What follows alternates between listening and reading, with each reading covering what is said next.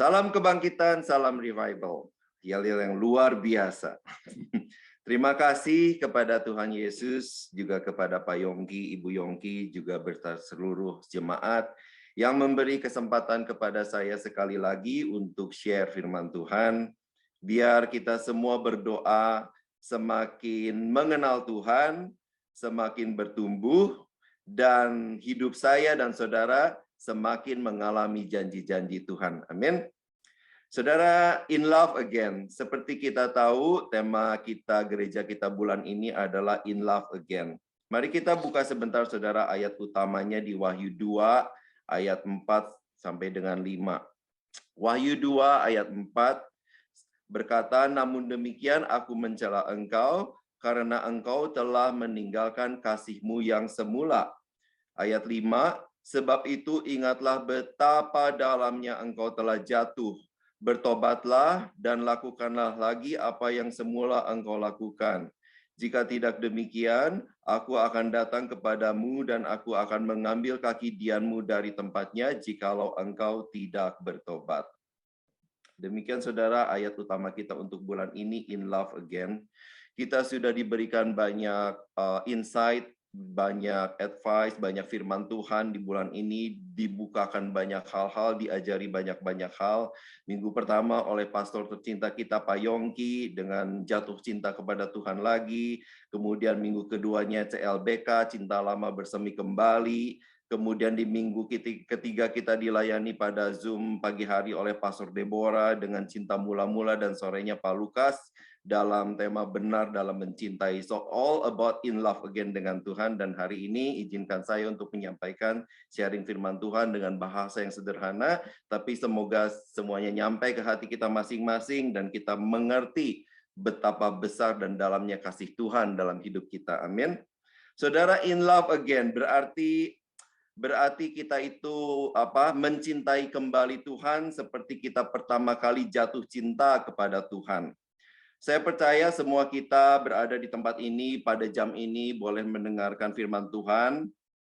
Pernah tahu lah ya rasanya bagaimana jatuh cinta gitu ya.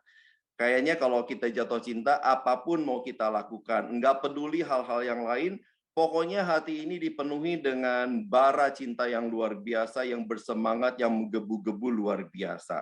Nah, kalau kita boleh berada di tempat ini, berarti kita semua pernah mengalami first love dengan Tuhan. Amin. Kita pernah mengalami cinta pertama dengan Tuhan. Tapi apa yang terjadi, saudara? Yang pasti bukan in love itu berarti kan ada dua pihak. Nah, di sini itu ada pihak Tuhan dan pihak kita.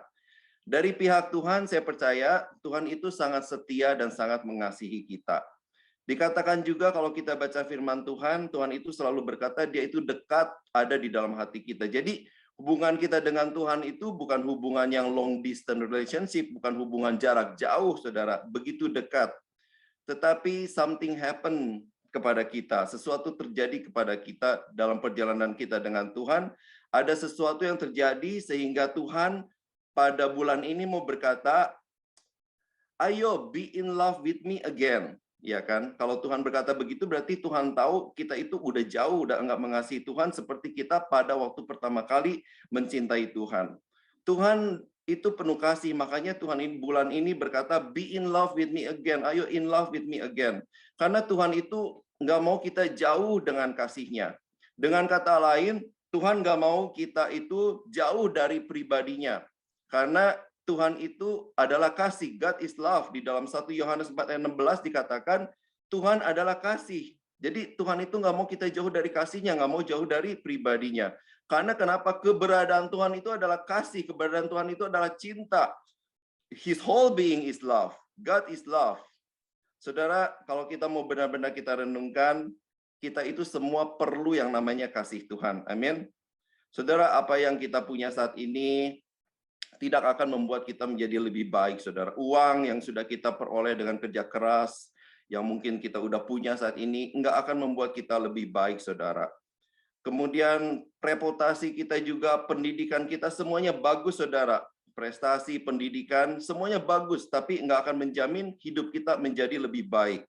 Bahkan pelayanan kita pun, saudara, nggak akan menjamin hidup kita itu atau hidup seseorang menjadi lebih baik. Modal saya dan saudara hanyalah kasih Tuhan. Tanpa kasih Tuhan, maka saya, saudara, kita semua akan binasa. Tanpa kasih Tuhan nggak ada yang bisa diselamatkan, ya kan? Tanpa kasih Tuhan kita itu nggak bisa diselamatkan nggak bisa disembuhkan, saudara, nggak bisa disembuhkan dari luka-luka, dari penyakit, luka-luka kekecewaan yang kita bawa dalam kehidupan kita ini. Setiap orang punya cerita masing-masing, saudara, punya masa lalu sendiri-sendiri.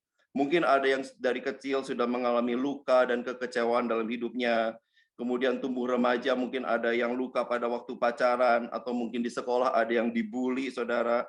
Mungkin juga setelah punya sahabat juga dikecewakan oleh sahabatnya, ditipu oleh partner bisnis, dan sebagainya, you name it. Banyak sekali, saudara, kejadian dalam hidup kita, suka dan duka, yang selalu berganti dalam kehidupan kita, menimpa kita. Dan waktu pada kita jauh dari kasih Tuhan, pada waktu kita enggak mengerti kasih Tuhan, maka saudara, hidup ini akan berakhir dengan kondisi yang mengerikan, saudara, dengan kondisi yang tidak baik, bahkan mungkin hancur dan pahit sekali, saudara. Tanpa kasih Tuhan, nggak ada yang mampu merubahkan hidup kita semua. Hanya kasih Tuhan yang terus membuat saya dan saudara semakin hari mampu untuk semakin berubah lebih baik, dan berubah lebih baik, saudara. Saudara, ayat yang paling terkenal, enggak saya itu, cuman saya kutip aja, saya baca secara cepat, dikatakan di Yohanes 3 ayat 16 berkata, karena begitu besar kasih Allah akan dunia ini, sehingga ia telah mengaruniakan anak yang tunggal, supaya setiap orang, supaya kita yang percaya kepadanya tidak binasa, melainkan beroleh hidup yang kekal. Jadi kasih Tuhan itu luar biasa, saudara. Saudara, di dunia ini, apalagi di Amerika ini, banyak sekali kan orang-orang kaya yang menjadi filantropis, di mana mereka itu menyumbangkan uang dalam bentuk yang fantastis, jumlah uang yang sangat besar untuk alasan kemanusiaan, kesejahteraan kemanusiaan, dan mendirikan banyak yayasan-yayasan. Begitu baik mereka, saudara, menyumbangkan uang yang begitu besar. Tetapi saudara, tetap aja sebesar-besarnya mereka tidak memberikan diri mereka, saudara. Ya kan? Karena mereka itu masih manusia, tidak memberikan semua yang mereka punya, saudara. Tapi Tuhan memberikan dirinya sendiri. Dia memberikan dirinya buat kita dalam bentuk karena cintanya, cintanya dia berikan dirinya supaya saudara dan saya itu bisa diperolehnya kembali, supaya dia memberikan dirinya supaya mendapatkan saya dan saudara kembali, saudara. Dia memberikan tanpa syarat. Kita banyak belajar dari tokoh Alkitab.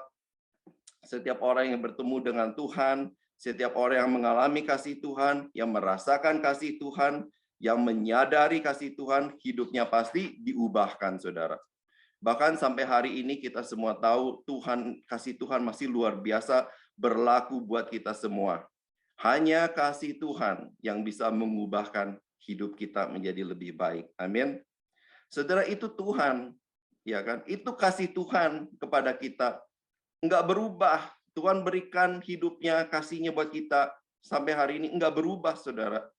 Tetapi apa yang terjadi dengan kita, saudara? Sejak kita pertama kenal dengan Tuhan, hari demi hari berlalu, minggu demi minggu berlalu, bulan demi bulan berlalu, tahun demi tahun berlalu, dan kita mengalami banyak suka dan duka, dan kita mengalami banyak perubahan, saudara. Hati kita mengalami banyak perubahan. Apalagi sekarang boleh dikatakan, saudara, dalam 3 tahun terakhir ini, sekarang dikatakan bolehlah pandemi udah berakhir ya. Udah at least di Amerika ini kita udah mulai mengalami semua yang namanya normal, udah 80%, kalau saya naik subway juga udah nggak pada pakai masker, nggak ada lagi 6 feet long distance gitu, saudara.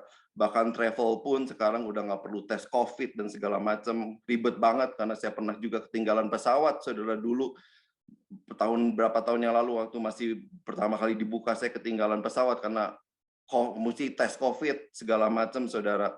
Tapi sekarang kemana-mana udah normal, ya kan? Udah. Dan kita kayaknya harus balas dendam gitu. Misal kita masih di tahun 2023 bulan Februari masih dianggap masih baru gitu ya, masih tahun yang baru. Jadi kita pikir, oh apa yang tertunda selama 2 tahun, nih sekarang mesti kita mau planning, mau kita rencanakan, kita mungkin mau travel kemana, saudara. Kita mau do something yang 2 tahun kemarin delay, yang tertunda, saudara. Kemudian juga mungkin kita udah mulai gym juga udah nggak takut, kita balik lagi ke gym, saudara. Pokoknya udah normal. Tetapi saudara, apa yang menjadi fokus kita dalam planning kita? Dalam planning kita lebih banyak memuaskan tubuh dan jiwa kita, saudara. Kita hampir lupa bahwa kita manusia itu kita juga punya roh, saudara. Tetapi pelan-pelan, sejak kita pertama kenal dengan Tuhan, banyak hal terjadi suka duka dalam kehidupan kita, planning yang kita lakukan. Tetapi yang roh ini kurang diperhatikan, saudara. Dan akhirnya karena kurang diperhatikan, kasih kita kepada Tuhan itu luntur, saudara. Ya kan? Ikutan luntur, saudara. Kita pikir ikut Tuhan, ya gitu-gitu aja. Kok ikut Tuhan ya kurang menggairahkan. Intinya ada banyak hal lain yang jauh lebih menjadi fokus kita selain kondisi rohani kita, saudara. Ada yang menggantikan posisi Tuhan di hati kita. Kalau dulu pertama kali kita kenal Tuhan, wah kita cintanya luar biasa, baca firman Tuhan rajin, mungkin di pasal yang dibaca juga banyak, saudara. Tetapi setelah banyak hal lain yang menempati hati kita, saudara, baca firman Tuhan pun menjadi suatu beban, saudara. Dengan alasan banyak orang bilang, aduh, nggak ngerti baca firman Tuhan, bahasanya terlalu sulit. Padahal bagi kita yang sekolah, kita semua tahu textbook kita itu jauh lebih, bahasanya lebih sulit, saudara, ya kan? Kita belajar waktu kuliah, kita belajar kimia, matematika, fisika, biologi. Belum yang sekarang, anak-anak sekarang pada belajar mungkin programmer, IT. Itu bahasa IT programmer itu sangat sulit, saudara.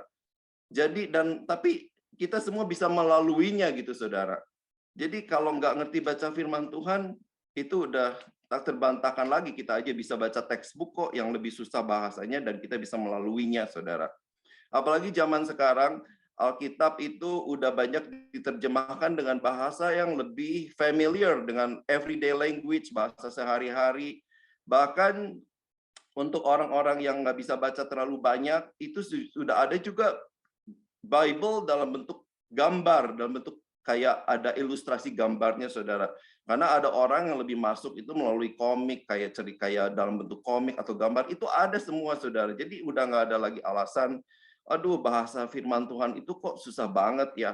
Kemudian alasan berikutnya, saudara, nggak ada waktu lah, nggak ada, sibuk lah. Tapi yang sebenarnya udah nggak ada hati untuk baca firman Tuhan, karena hati kita udah digantikan dengan hal-hal yang lain. Pelan, tapi pasti hati kita yang dulunya membara, membaca firman Tuhan, sekarang mulai diganti dengan hal-hal yang lain. Zaman dulu aja kalau cuma ada televisi, itu udah bisa menggantikan hati kita untuk baca firman Tuhan, digantikan dengan hati untuk nonton televisi gitu, saudara. Apalagi zaman sekarang, dengan media sosial, dengan internet yang begitu canggih, udah ada IG, TikTok, Netflix, HBO, WhatsApp, segala macam, saudara. Pelan tapi pasti hati kita untuk baca firman itu sekarang ruangan hati kita itu ditempati oleh hal-hal seperti itu, saudara. Makanya sekarang menjadi baca firman jadi beban. Baca firman itu bilang, aduh sulit untuk dimengerti, nggak ada waktu. Saya senang kalau Pak Yongki itu selalu bilang, kalau kita itu pasti adakan waktu untuk hal yang kita anggap penting, ya kan? Saudara, kalau kita membaca firman itu adalah penting, maka pasti kita mau mengadakan waktu. Amin. Dan membaca firman Tuhan adalah salah satu cara untuk kita mengenal hati Tuhan dan kembali kepada kasih mula-mula, saudara. Jadi jangan heran kalau kita berkata, aduh, posisi kita sekarang ini berkata, kok Tuhan kok kayaknya begini-begini terus ya, kok kayaknya ikut Tuhan itu bosen ya, kok Tuhan itu seperti kehilangan gregetnya ya, kok sepertinya Tuhan itu ya beginilah gitu loh, monoton gitu loh. Oleh karena itu pada hari ini, saudara, mari kita tata ulang lagi. Jangan cuma tubuh dan jiwa kita yang kita kenyangkan terus, saudara, dengan planning-planning kita yang udah 2 tahun kemarin nggak kesampaian, dan sekarang kita udah planning banyak banget, saudara. Tapi lebih banyak ke mengenyangkan jiwa dan tubuh kita, saudara. Tapi mari mulai hari ini, saudara, roh kita juga perhatikan lagi. Amin. Kemudian, saudara, saya mau sharing firman Tuhan di Ratapan slide berikutnya. Di Ratapan 3 ayat 22-23 dikatakan, tak berkesudahan kasih setia Tuhan, tak habis-habisnya rahmatnya, selalu baru tiap pagi, besar kesetiaanmu. Saudara, ratapan ini ditulis oleh Nabi Yeremia dalam kondisi yang lagi meratap, namanya juga ratapan, kitab ratapan. Jadi pada saat itu bangsa Israel dalam keadaan yang sangat sulit, bangsa Israel dalam keadaan yang sangat tertekan, karena pada waktu itu bangsa Israel lagi jatuh di tangan Babel. Jadi mereka dalam keadaan yang nggak enak gitu. Tetapi dalam keadaan yang nggak enak, keadaan yang menekan, keadaan yang sulit, Nabi Yeremia firman Tuhan berkata, tak berkesudahan kasih setia Tuhan, tak habis-habisnya rahmatnya, selalu baru tiap pagi, besar kesetiaanmu. Itu adalah cinta Tuhan, saudara. Saudara, di masa-masa yang mungkin kita sekarang mengalami, nggak pasti, meragukan, membosankan, mengkhawatirkan. Tapi firman ini berkata, kasih Tuhan tak berkesudahan, tak habis-habisnya rahmatnya, selalu baru tiap pagi, besar kesetiaanmu. Saudara mau lebih dalam sedikit dengan kalimat selalu baru setiap pagi. Baru di sini saudara bisa diterjemahkan kalau dalam bahasa lainnya cadas, bisa diterjemahkan dengan arti fresh, saudara. Jadi kalau kita ganti, kita bisa bilang, tak berkesudahan kasih setia Tuhan, tak habis-habisnya rahmatnya, selalu fresh setiap pagi. Itu adalah kasih Tuhan kepada kita, saudara. Tuhan datang kepada kita dengan kasih yang fresh setiap pagi. Sekarang mari kita periksa, saudara, kondisi dan hati kita sekarang. Ya kan, mungkin kita udah merasa bosan bersama dengan Tuhan, udah nggak menggairahkan. Tapi dari ayat ini kita mau belajar, kasih Tuhan itu selalu fresh setiap pagi. Artinya Tuhan mau bilang sama kita, nggak mungkin aku itu membosankan, nggak mungkin aku itu nggak menggairahkan lagi, karena my love for you is fresh every day, fresh every morning. Tuhan nggak kasih kita dengan kasih yang kemarin. Tuhan datang kepada kita nggak dengan sisa-sisa kasih yang minggu lalu, nggak dengan sisa-sisa kasih yang bahkan semalam, karena pada pagi hari ini kita bangun, Tuhan bilang, aku datang kepadamu dengan kasih yang fresh setiap hari. Dan oleh karena Tuhan datang kepada kita dengan kasih yang fresh setiap hari, harusnya kita itu excited kepada Tuhan Yesus, bukannya berkata, ikut Tuhan itu bosan, nggak menggairahkan lagi. Karena kenapa, saudara? Kita sebagai manusia, kita itu senang yang fresh, ya nggak? Kalau kita beli makanan, saudara, kita mau beli buah yang fresh, sayur-sayur mayur juga mau yang fresh, ikan daging yang fresh. Kalau kita lagi berlibur, kita stay di hotel, misalnya kalau saya berlibur, dan saya stay di the hotel, masuk kamar hotel, saya itu senang sekali kalau lihat kamarnya fresh, kalau lihat bedsheet-nya, spray-nya itu wanginya fresh, handuk-handuk yang di kamar mandi juga wanginya fresh, saudara. Kadang juga saya kalau merasa tinggal di kota New York yang selalu busy, selalu sumpek gitu, saudara. Kemudian mungkin kalau lagi spring atau summer, saya drive a little bit keluar ke upstate, kemudian saya lihat ke gunung, saya lihat ke danau, ke laut sometimes. Karena kenapa saya mau lihat sesuatu yang fresh? Tuhan tahu kita itu senang, orang itu senang, we love everything fresh gitu loh. Kalau kita excited dengan hal seperti itu, saudara, kalau kita capek, kita habis berolahraga, kemudian kita mandi, karena kita mau fresh lagi, saudara. Kemudian Tuhan bertanya, kalau kamu excited dengan hal seperti itu, yang semua fresh, kenapa nggak excited dengan cinta aku yang selalu fresh setiap pagi? Mungkin Tuhan tanya kita sedih loh, saudara. Tuhan bilang Tuhan itu datang kepada kita with His fresh, yang kasih Tuhan yang fresh every morning, setiap pagi. But you not excited. Kamu lebih excited dengan hal yang lain. Makanan fresh kamu excited. Sayur-sayuran kamu excited. But my love for you, yang udah Tuhan kasihkan semua gitu buat kita, saudara, tapi you're not excited. Kenapa, saudara? Tuhan mungkin tanya begitu, saudara. Sedih mungkin Tuhan, ya kan? Karena kita selalu itu cenderung menempatkan kasih Tuhan itu pada perasaan kita, saudara. Jadi jangan selalu menilai Tuhan itu dari perasaan atau sensasi kita yang enggak reliable, yang sering berubah-ubah. Pertama, seperti yang kita selalu baca, kita harus setuju dan sepakat bahwa firman Tuhan adalah kebenaran tertinggi dan firman Tuhan adalah Tuhan sendiri. Dan kalau dia bilang kasihnya pada kita adalah fresh setiap hari, dan kalau kita bilang ikut Tuhan itu udah bosen, itu tidak menggairahkan lagi, ya gitu-gitu aja, Tuhan mau bilang perasaan kamu membohongi kamu. Jangan terlalu percaya menggunakan perasaan kita, karena the truth, karena kebenarannya, Tuhan itu nggak mungkin membosankan. Dia mengasihi kita dengan kasih yang fresh setiap pagi, dan dia jamin itu, saudara. Dan dia tahu kita semua suka yang fresh. Makanya dia bilang, ayo sekali lagi kita perlu setuju bahwa pribadi Tuhan itu tidak mungkin membosankan. Tidak akan pernah membosankan. Jadi pada saat kita mungkin saat ibadah online, ibadah onsite, udah nggak merasa ada, aduh Tuhan itu kok nggak ada gregetnya, kok udah nggak ada merinding-merindingnya, kok nggak ada spektakulernya, kok nggak ada sensasinya. Tapi kita harus setuju dengan ayat ini. Dan kita harus semua sadar bahwa kasih Tuhan buat kita itu selalu fresh setiap pagi. Kebosanan itu ada di perasaan kita, saudara. Yang namanya perasaan itu selalu berubah-ubah. Tapi untuk mengasihi Tuhan, diperlukan kehendak, saudara, kemauan. Makanya dibilang kebangkitan. Untuk bangkit itu dibutuhkan perjuangan, saudara. Iya kan? Saudara, misalnya bangkit itu kan kita kayak bangkit bangun dari tidur, misalnya contoh yang simple. Kemudian waktu kita tidur, waktu mau bangun, kita tahu kita harus bangkit bangun karena kita mau melakukan sesuatu. Tetapi karena musim dingin, perasaan ini berkata, aduh, masih mendingan di bawah selimut lah, gitu kan. Saudara, kalau kita nurutin perasaan terus, nggak akan bangkit-bangkit, saudara.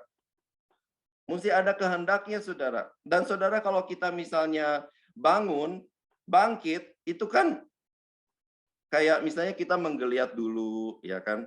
Kemudian kita duduk dulu di ranjang, luruskan badan dulu, punggung kita, baru bisa bangkit bangun, saudara. Artinya, saudara, ada step demi step, ada baby step, saudara, yang kita harus lakukan untuk bangkit, saudara. Untuk mengasihi Tuhan lagi, ada step yang harus kita lakukan, saudara. Ada perjuangan, saudara. Mesti lawan perasaan kita, saudara. Harus ada kemauan dan kehendak yang kuat. Tuhan bilang, ayo, aku udah do everything. I gave you my life. Aku udah kasih hidup aku buat kamu. Bukan cuman itu, aku udah gitu masih datang kepadamu every morning dengan fresh love. So now, please do your part. Do something, bagian kita, saudara. Tuhan udah lakukan semuanya. Do your part. Bangkit. Mengasihi aku lagi. Do a baby step, saudara. Saudara, saya teringat waktu cerita anak yang hilang. Cerita anak yang hilang di Lukas, kalau nggak salah ya. Saudara, kemudian kita tahulah ceritanya bahwa anak yang hilang itu kemudian sadar. Kemudian dia bilang apa, saudara? Lukas 15 kalau nggak salah. Kemudian ada satu kalimat waktu dia sadar kalau dia udah jauh dari kasih bapaknya, dia bilang, aku akan bangkit dan pergi pada Bapakku. Dengan kata lain, aku akan bangkit dan pergi kepada Bapakku, kasih Bapakku, dan berkata kepadanya, Bapa, aku telah berdosa terhadap sorga dan terhadap Bapa. Dan kemudian apa yang dilakukan? Dia bukan cuma berkata, oh aku mau bangkit, tapi dia mulai melangkah, saudara, ya kan? Untuk pulang ke rumah bapaknya dia perlu melangkah. Dan melangkah itu baby step. Kemudian saudara, pada saat udah mendekati rumahnya, saudara, kita tahu pada saat kita melakukan satu langkah, kita tahu di ayat ini dikatakan bapaknya berlari, saudara. Saudara, kita lakukan satu baby step, Tuhan itu berlari buat kita. Tuhan itu hargai pada saat kita mulai melakukan langkah kita, saudara, untuk bangkit. Tuhan hargai, saudara. Bahkan dari jauh pun waktu anak itu pulang, bapaknya itu udah nunggu, saudara. Nggak tahu anaknya itu kapan pulang, but every day bapaknya nunggu, saudara. Iya kan? Makanya pada saat anak itu pulang dan dari jauh, masih dari jauh, saudara, mungkin masih cuma satu titik, tapi bapaknya tahu itu anaknya, saudara. Mungkin anaknya waktu mau pulang, kan dia nggak tahu ya, waktu mau pulang itu kan dia bilang, oh nggak apa-apalah jadi buruh di rumah bapakku juga, mungkin papaku marah, ya kan? Nggak apa-apalah aku jadi buruh juga, karena perasaan berdosa. Tapi enggak, saudara, bapaknya itu bukan begitu, saudara. Bapaknya pada saat anaknya itu udah muncul, masih dari jauh pun bapaknya yang berlari, saudara. Saudara bayangkan, saudara, mari kita gunakan sedikit imajinasi kita, saudara. Pada saat kita mau baby step untuk bangkit mengasihi Tuhan lagi, Tuhan itu yang melakukan, Dia yang berlari, saudara. Dia yang merangkul kita, Dia yang memeluk kita, Dia yang mengusap kepala kita. Karena kita mau bangkit mengasihi Tuhan lagi, saudara. Tuhan bilang, I give you everything. I give you my fresh love every morning. So please do your part. Jangan ikuti perasaan kita, saudara. Tapi follow firman Tuhan. Walaupun mungkin belum ada kejadian, masih merasa bosan, tapi kita jangan ikut perasaan, saudara. Dan pada saat kita mau, saudara, maka kita akan dibuat mengerti betapa besar kasih Tuhan kepada kita. Mari kita itu belajar untuk membangun pada firman Tuhan yang melampaui, yang melebihi perasaan pribadi. Jangan menilai Tuhan itu dari selera atau fantasi pribadi, tapi sekali lagi dari setiap firman yang Tuhan katakan kepada kita. Amin. Makanya dikatakan tadi kembali di ayat Wahyu, ayat utama kita, bertobatlah dan lakukanlah lagi apa yang semula engkau lakukan. Lakukan lagi apa yang semula kita lakukan. Saudara, di slide berikutnya dikatakan, renungkanlah kebaikan Tuhan. Saya mau ngajak kita semua untuk renungkan kebaikan Tuhan. Kalau kita mau kembali kepada Tuhan, maka kita harus renungkan kebaikan Tuhan. Daud di Mazmur berkata, pujilah Tuhan hai jiwaku, dan janganlah lupakan segala kebaikannya. Dia yang mengampuni segala kesalahanmu, yang menyembuhkan segala penyakitmu, Dia yang menebus hidupmu dari lubang kubur, yang memangkautai engkau dengan kasih setia dan rahmat, Dia yang memuaskan hasratmu dengan kebaikan, sehingga masa mudamu menjadi baru seperti pada burung Raja Wali. Saudara, lakukan lagi apa yang semula kita lakukan, saudara. Dan salah satunya adalah mari kita renungkan semua kebaikan Tuhan dalam hidup kita.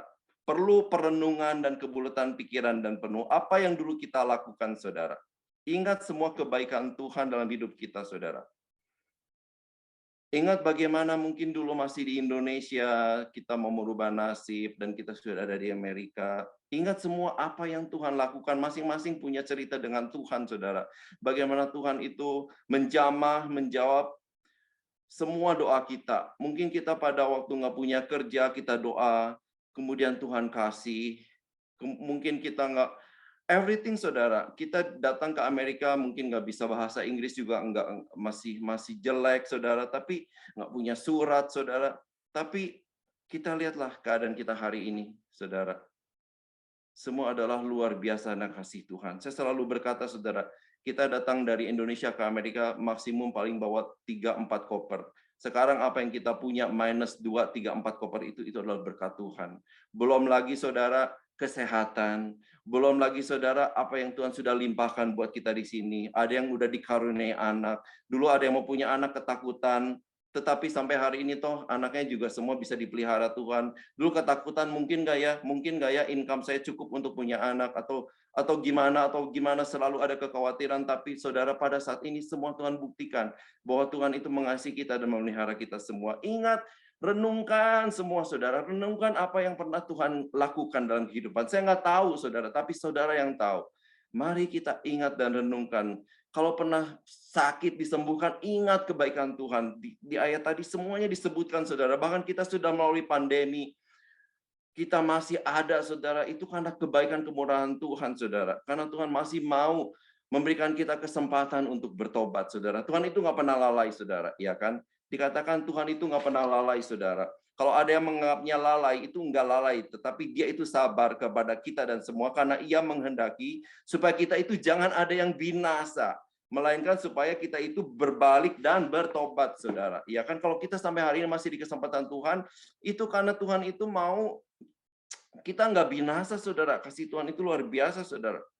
Tapi kadang-kadang kita itu take for granted kebaikan Tuhan. Kita anggap biasa kasih Tuhan yang luar biasa. Kasih Tuhan yang luar biasa, lama-lama kita anggap biasa. Firman Tuhan yang berkuasa, lama-lama kita anggap biasa. Jadinya, saudara, akhirnya Tuhan yang luar biasa, kita anggap biasa karena kita terlalu terbiasa. Karena kita membiarkan perasaan kita yang menganggap semuanya biasa. Karena kita merasa kita terlalu lazim, karena kita merasa kita terlalu familiar dengan Tuhan, saudara.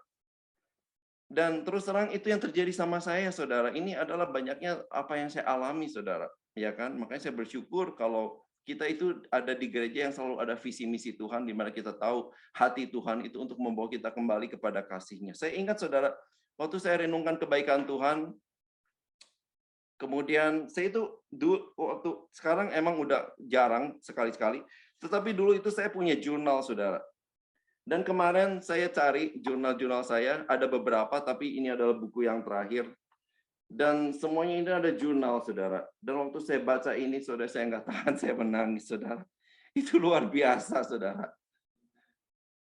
Ada satu jurnal di sini, saya mungkin nggak bisa dibilang, biar firman-Mu, Tuhan, menjadi kesukaanku, cinta akan Tuhan menghanguskanku, saudara. Itu pas saya renungkan, persiapkan firman ini, saya bukakan random ya, saudara. Dan langsung ayat apa yang saya tulis ini, saudara. Jadi Tuhan ingatkan, look, before kamu itu dulu mengasihi aku sampai begininya, kata Tuhan.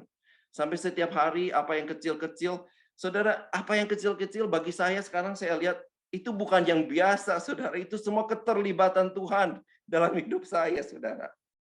Saudara, mari, makanya saya encourage hari ini. Ingat kebaikan Tuhan, saudara. Hal-hal yang kecil, hal-hal yang kita anggap biasa, saudara. Bangun pagi, mungkin kita pikir, tapi saudara, udara yang kita nafas, yang kita, itu semua hal yang luar biasa, yang kita udah anggap biasa, saudara. But everything itu luar biasa. Tapi kita anggap biasa, saudara. Karena perasaan kita sudah menganggap biasa Tuhan itu, saudara. Jadinya Tuhan yang luar biasa menjadi biasa. Bahkan di gereja juga dikatakan, Tuhan di firman Tuhan dikatakan, nyanyikanlah nyanyian baru, saudara. Bukan berarti di gereja kita setiap minggu belajar lagu baru, No, tetapi yang saya percaya, yang Tuhan, saya tanya Tuhan itu bilang, kamu kalau nyanyikan dengan hati yang baru, mau lagu itu mau udah 1000 kali dinyanyikan, itu menjadi nyanyian baru di telinga Tuhan. Karena kenapa, saudara? Karena kita menyanyi dengan hati yang selalu diperbaharui. Dengan hati yang selalu percaya bahwa kasih Tuhan adalah fresh buat kita setiap pagi.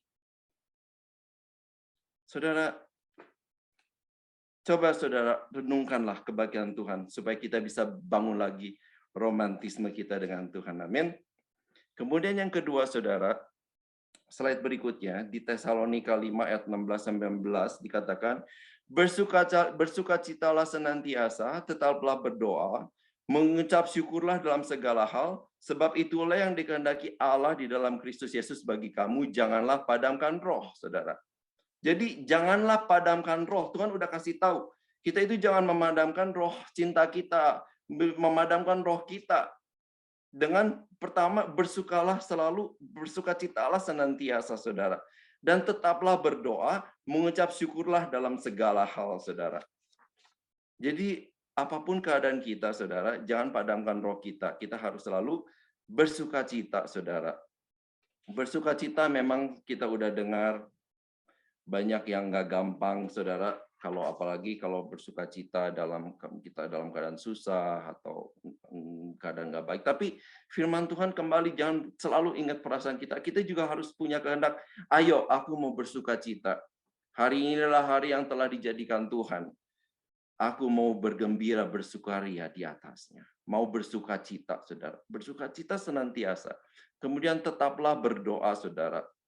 Saudara, doa itu emang ya, kita itu kadang pikir doa itu mesti duduk berlutut, kemudian nyembah Tuhan, kemudian nyembah Tuhan 2 lagu, kemudian baca firman. Itu betul, saudara. Itu perlu kita lakukan secara khusus. Ada waktu yang kita set aside untuk melakukan itu semua. Tetapi doa itu juga, Tuhan itu adalah Tuhan yang natural, saudara. Bukan yang cuman kita bisa datang kepada Tuhan itu dengan aturan, kamu mesti duduk berlutut, dan kamu mesti nyanyi sembah aku 2 lagu.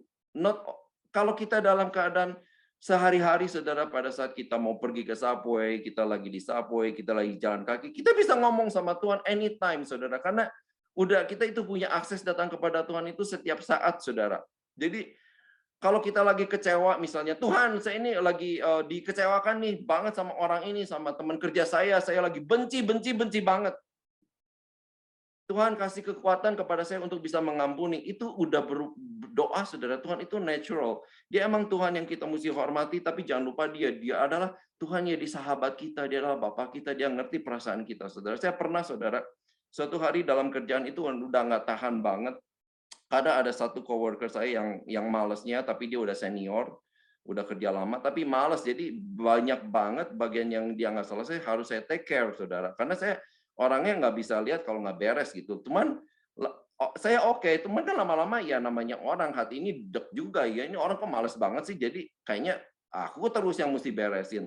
Dan tapi ya kalau aku ngadu juga aku nggak mau karena dia udah senior dan manajernya juga lebih pro ke dia gitu loh kayaknya. Dan akhirnya suatu hari karena saya udah benar-benar nggak tahan, saya masuk ke kamar mandi, saudara ke men's room, saya kunci, dan saya cuma teriak kepada Tuhan, Tuhan udah nggak tahan nih sama orang ini gitu loh. Cuman gitu doang, saudara, melampiaskan unek-unek kepada Tuhan, tapi ya sambil marah juga, sambil kesel juga. Saya emang udah sering ngomong, tapi biasanya ngomongnya ya Tuhan tolonglah gini. Tapi hari itu benar-benar kayak yang udah benar-benar udah nggak ketahan, saudara, sampai saya masuk kamar mandi dan saya sambil teriak gitu loh di kamar mandi, Tuhan ini udah benar-benar nggak kuat gitu kan. Dan setelah itu saya keluar lagi dan ajaibnya saudara besoknya terjadi mujizat saudara. Mujizatnya apa saudara? Saya dapat posisi yang baru dan saya lebih enjoy dan nggak lama kemudian saya dengar orang itu malah di fired. Bukannya saya jahat ya, tapi emang kenyataannya begitu. Orang itu dipecat. Kenapa? Karena ini saudara dia melakukan kayak ya itulah kalau di Amerika kan banyak sekali corporate itu kayak pelecehan gitu loh. Jadi dia ada coworker wanita baru, nah dia itu sering ngegoda wanita ini nggak suka digoda terus. Nah kan kalau di Amerika kan itu jadi kayak pelecehan seksual. Dan akhirnya si coworker ini bilang kalau ini tuh aku nggak suka gitu sama dia karena dia selalu datang ke saya kayak flirting. Akhirnya ya ada videonya, ada apa semua dilihat emang dia datang, suka sering nyamperin dia, ngobrol kayak dengan flirting postur tubuh, segala macam. Dan akhirnya malah di-fired. Jadi maksudnya saudara kita doa kepada Tuhan itu jangan kaku, karena Tuhan itu natural. Jadi berdoalah, tetap berdoa itu jangan pikiran jadi beban. Doa itu ngobrol sama Tuhan, saudara, ya kan? Unek-unek kita apa, sampaikan kepada Tuhan. Dan yang ketiga, saudara, supaya kita nggak padamkan roh, tetap mengucap syukur. Mengucap syukur, saudara. Kita bersyukur untuk hal-hal kecil. Ya kan? Karena itu yang dikehendaki Tuhan buat kita. Saudara mengucap syukur di Mazmur dikatakan adalah baik untuk mengucapkan syukur. Bukan gampang mengucap syukur, tapi Tuhan bilang adalah baik. Saya mau tutup dengan cerita ini, saudara, di firman Tuhan, di mana kita tahu ada 10 orang kusta. Kemudian waktu itu Tuhan lagi mau pergi ke Yerusalem. Kemudian dalam perjalanan ke Yerusalem dia melewati suatu desa dan di suatu desa dia kemudian melihat ada satu kelompok 10 orang. Kelompok ini 10 orang ini terpisah dari keramaian yang lain karena pada waktu itu kalau orang kusta itu dicicilkan saudara ya kan di put aside, nggak boleh nyampur sama yang lain. Jadi kayak terkucil gitu saudara. Dan 10 orang ini cuma memandang kepada Tuhan dan berkata, Tuhan sembuhkan kami. Kemudian Tuhan bilang kepada ke-10 orang kusta itu, ya udah kamu pergilah dan perlihatkanlah dirimu kepada iman. Kemudian luar biasanya 10 orang kusta ini dengan taat dan dengan iman pergi saudara. Ya kan karena Tuhan Yesus bilang pergilah dan tunjukkanlah dirimu kepada imam. Kemudian mereka melangkah pergi again dengan taat dan iman, baby step, dan kemudian belum sampai ke imamnya sembuh, ya kan? Dan yang sembuh kemudian yang satu orang langsung bersorak-sorai memuliakan nama Tuhan. Dan kemudian dikatakan yang satu orang ini kembali mencari Yesus dan akhirnya menemukan Tuhan Yesus, dan di hadapan Tuhan Yesus yang satu orang ini berlutut dan berterima kasih dan bersyukur. Saudara, kita sering dikasih sama Tuhan, tapi kita mungkin untuk hal-hal kecil, untuk hal-hal besar kita mungkin oke terima kasih, tapi untuk hal-hal kecil kita kadang-kadang lupa mengucap syukur, saudara, ya kan? Asal-asalan, kalaupun berdoa berterima kasih asal-asalan. Untuk makanan yang kita mau makan asal-asalan, saudara, cuma doa ya, doa rutinitas lah, ya kan? Tapi saudara, orang yang bersyukur ini Tuhan perhatikan loh kalau kita nggak bersyukur, saudara. Karena Tuhan nanya gini ke satu orang ini. Bukannya tadi kamu tuh 10 orang ya? Tuhan bilang gitu kan. Mana yang 9? Berarti saudara kalau kita nggak bersyukur tuh Tuhan perhatikan loh saudara. Cari kita loh. Ini ya si Harry udah dikasih banyak kok nggak bersyukur. Dan ajaibnya saudara, kepada yang satu orang ini Tuhan berkata, bangkitlah, imanmu telah menyelamatkan engkau. Dalam bahasa Inggrisnya saudara dibilang, bangkit, go, arise, bangkit, go, because I remade you whole. Untuk yang bersyukur ada berkat yang luar biasa. Dibilang Tuhan bilang dia itu whole, utuh lagi, tidak berkekurangan. Whole itu artinya mungkin tadinya dia sakit kusta, tetapi Tuhan bilang kamu udah whole. Artinya mungkin nggak ada tanda-tanda lagi sakit kustanya, saudara. Sembuh total. Yang 9 orang itu sembuh, tapi masih mungkin ada tanda-tanda bekas kustanya, saudara. Tapi yang kembali bersyukur mendapatkan paket komplit dari Tuhan. Luar biasa Tuhan kita, amin. Makanya saudara, ingat kebaikan Tuhan. Tanpa sadar, saudara, kalau kita berdoa ingat kebaikan Tuhan, pasti saya jamin, saudara, tanpa sadar kita dalam doa kita bersyukur kepada kita bilang, Tuhan, aku mengasihi Engkau. Aku mengasihi Engkau. I love you, Lord. Dan jangan padamkan roh cinta kita kepada Tuhan, bersukacita senantiasa, tetap berdoa, mengucap syukur dalam segala hal. Amin. Saudara, saya tutup dengan ini. Semoga memberkati.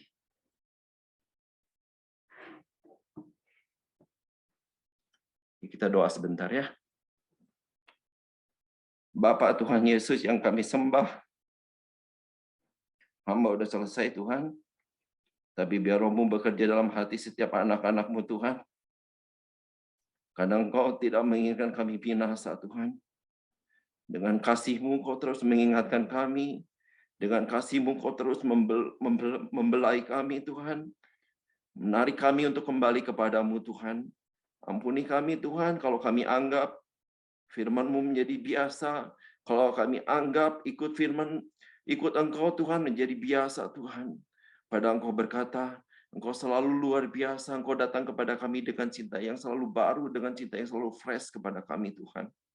Terima kasih Tuhan. Bukakan mata kami, bukakan hati kami. Agar kami boleh melihat apa yang menjadi kerinduan hati kami, hati Engkau Tuhan, buat kami masing-masing.